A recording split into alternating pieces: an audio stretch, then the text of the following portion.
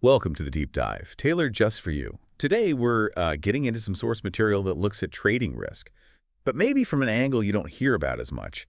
It's less about nailing the entry and much more about the exit, stop losses, getting back in, that kind of stuff. Yeah, and our mission here is really to pull out the core ideas from these sources. And like you said, they start with this pretty bold claim almost. Well, it feels backwards at first, that solid risk management. It actually starts with your exit plan, not finding the perfect time to buy.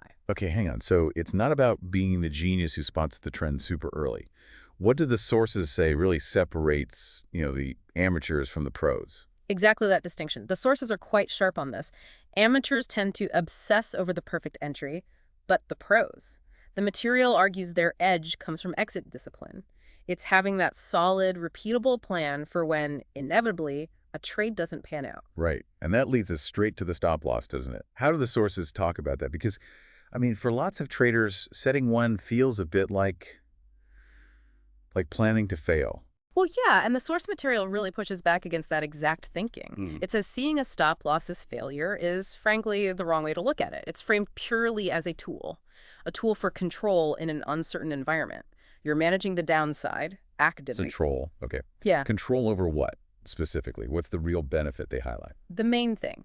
Keeping your trading capital safe when a trade goes south. It stops a small expected loss from turning into a disaster. The source uses this great phrase calling it paying a small premium to sidestep a potentially huge problem later. You're buying clarity, that ability to step back, look at things objectively without being emotionally tangled up in a losing trade. Okay. But here's the classic frustration, Yeah. and the sources mention it. You use the stop, you take that small hit, and bam, the market turns right around and goes where you thought it would. Ooh. Yeah. The sources are very realistic about that. They basically say, look, that happens. It's just part of the game. The crucial thing is shifting your mindset. Instead of thinking, oh man, I missed it, it needs to be, okay, risk managed. I can always get back in if it shows real strength now. So re-entry isn't off the table. It's an option.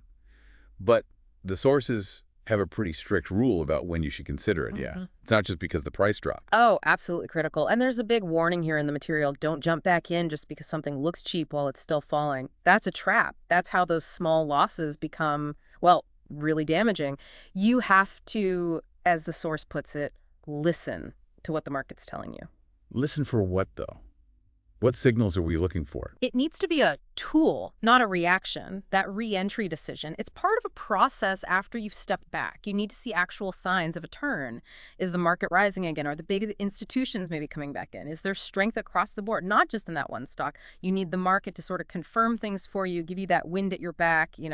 Let's flip that. What about not using a stop loss? The sources sound pretty direct about the consequences there. Yeah, they don't mince words. Holding on to losers, hoping they'll magically recover. That's described as how small, contained losses grow into portfolio wrecks. And it's not just the money, is it? There's this huge mental cost. Holding losers eats up your capital and your headspace. It creates doubt, fear. That infects your next decisions.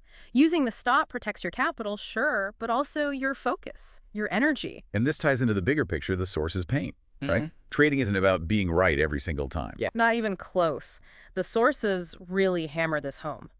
Trading is all about probabilities. You will have losing trades. Guaranteed. No system is perfect. But if you manage the risk tightly on every trade using tools like stops, well, you ensure you survive those losses. You stay in the game long enough for the winning trades, the probabilities, to work out for you. So the core message, the real takeaway from this material, seems pretty clear then. It's not about winning every single battle. It's about surviving them all. Stop losses are like your survival kit. Exactly. And just remember, if the market does turn after stopping you out, getting back in is fine. But only when it's actually moving up again, going with the flow. Which leaves you, our listener, with that final thought from the sources to chew on. You don't have to win every trade. You just have to survive every trade. Really think about what changing your perspective to that could mean for how you handle risk.